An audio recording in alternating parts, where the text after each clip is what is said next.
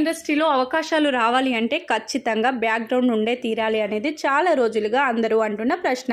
ఒక్కోసారి ఎంత బ్యాక్గ్రౌండ్ ఉన్నా వారిలో టాలెంట్ లేకపోతే మాత్రం ఎవ్వరూ ఏమీ చేయలేరు.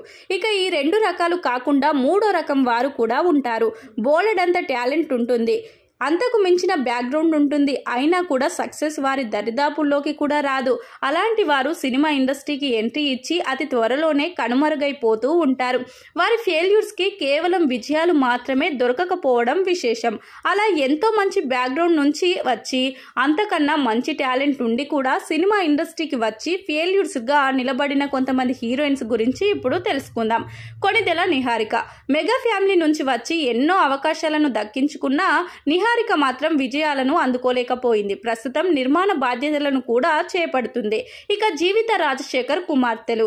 జీవిత రాజశేఖర్లకి 2 కుమార్తెలు, శివాని, శివాత్మిక. వీరిద్దరూ డాక్టర్సే అయినా కూడా హీరోయిన్స్ అవ్వాలని కలలు కన్నారు. కానీ ఎందుకో వారిని ఇండస్ట్రీ చిన్న చూపు చూస్తుంది. ఇద్దరికి ఇప్పటికీ సరైన స్థానం రాకపోవడం విశేషం. ఇక సుప్రియ యార్లగడ్డ. అక్కినేని బ్యాక్గ్రౌండ్ తో నాగార్జున మేనకోడలు సుప్రియ సినిమా ఇండస్ట్రీకి ఎంట్రీ ఇచ్చింది. పవన్ కళ్యాణ్ తో మొదటి సినిమా నటించినప్పటికీ ఈ అమ్మాయికి హీరోయిన్ గా ఎదగడం కుదరలేదు. అక్షయ హాసన్.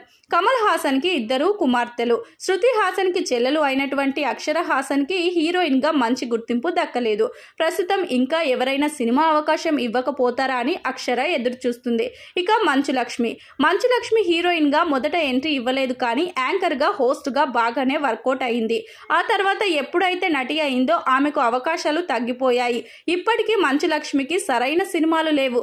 ఇక మంజుల ఘట్టమనేని. కృష్ణ కుమార్తెగా మంజుల ఘట్టమనేని హీరోయిన్ గానే ఎంట్రీ ఇచ్చింది. అయినా కూడా ఎందుకో ఆమెకు సినిమా ఇండస్ట్రీ పెద్దగా వర్కౌట్ అవ్వలేదు.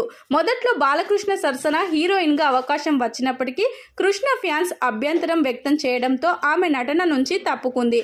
ఇప్పుడు లేటు వయసులో గట్టిగా గుర్తింపు తెచ్చుకోవాలనే తహతహలాడిపోతుంది.